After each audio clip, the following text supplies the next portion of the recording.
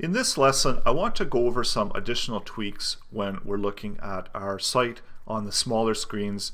So one of the things I did is I added this header to change color. So actually I really don't like that it's going green. So we do need to make an update to that, to the background color, and let's keep it, we could keep it a dark color, so just keep it as black. And maybe that wasn't the best way to go, so maybe add a little bit of gray into it, so it differentiates from the navigation menu. And we still have all of our websites, so we need to still build out the rest of our websites. Our search is there, our navigation, and so on. So when we make it big, we see that everything aligns nice and properly into everything.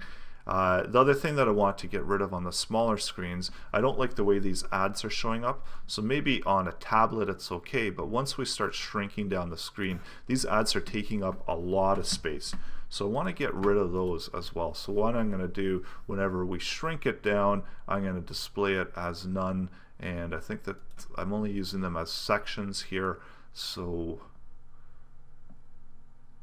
maybe we can do something where we could add in a class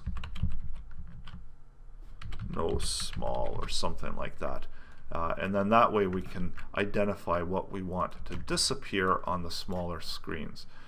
So anything that has a class of no small is gonna display none on the smaller screens, and that will take care of those ads.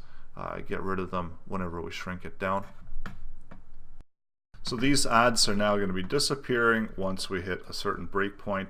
So let's shrink it down to 480, and we'll just make sure that they are disappearing. So they do disappear.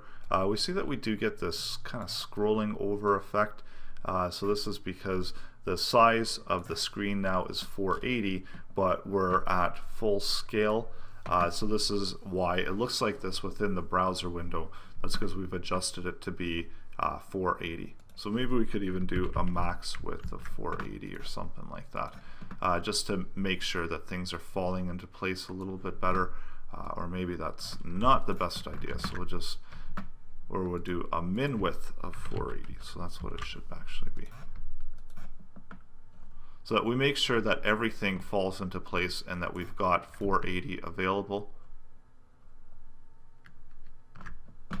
So this is our website at full size, and then this is what it's going to look like on the mobile. And we see that we still do have some issues there when it breaks through, because our screen size is not exactly, maybe we'll just update it to 100%.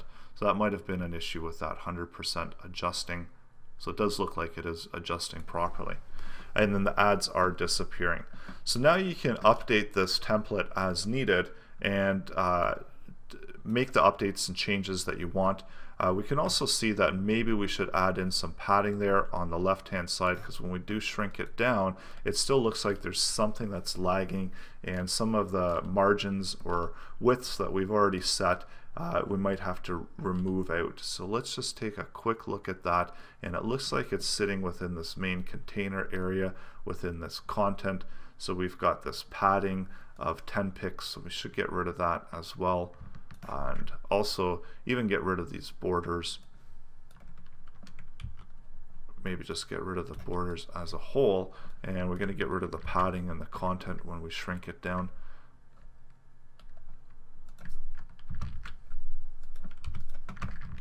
Just to make sure that that's looking, so that's looking a little bit better there when we shrink it down, because we were having that text running offline. And that's the thing when you're setting up your media screens, just make sure that you're accommodating for all this padding and for everything that could possibly be causing some issues. So any kind of padding, margins, widths, they should all be adjusted accordingly, just to make sure that you don't have anything that's lagging in your different size. So I don't have any additional padding there. I'm just doing a quick check right now just to make sure that I don't have anything that's hanging in there that I may want to get rid of. I want to get rid of this background color entirely there. I've got a height for the footer, so maybe I want to adjust that as well. So it's something that could potentially be causing some issues when I resize footer section. So I've got padding around there, but it does look like it's working okay when I resize. So maybe something that we might want to look at a later point, but this is also dependent on how you're setting up your footer. So now when I refresh it, we've got an entire website all ready to go. So the next part of this is to simply set up. I should add in some margins there below that content area.